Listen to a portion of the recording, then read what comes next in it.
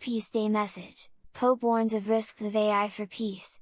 In his message for the 57th World Day of Peace, Pope Francis reflects on the impact of artificial intelligence on world peace, and urges the international community to adopt a binding international treaty that regulates its development and use. New technologies must always be directed to the pursuit of peace and the common good, in the service of the integral development of individuals and communities.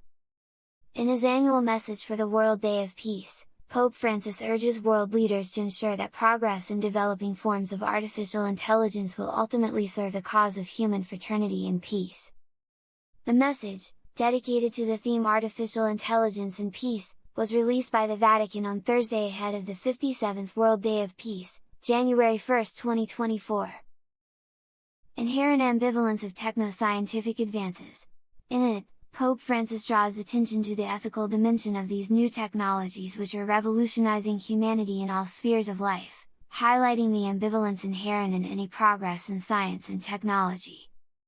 On the one hand, he says, it can lead to the betterment of humanity and the transformation of the world if it contributes to greater order in human society and greater fraternal communion and freedom. On the other hand, techno-scientific advances, especially in the digital sphere, are placing in human hands a vast array of options, including some that may pose a risk to our survival and endanger our common home. No technological innovation is neutral. The message recalls that no scientific research and technological innovation is neutral, as fully human activities, the directions they take reflect choices conditioned by personal, social, and cultural values in any given age.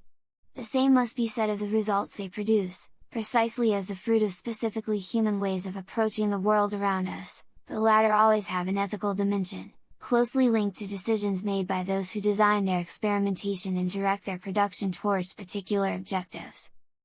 This also applies to AI, for the impact of any artificial intelligence device, regardless of its underlying technology, depends not only on its technical design, but also on the aims and interests of its owners and developers, and on the situations in which it will be employed.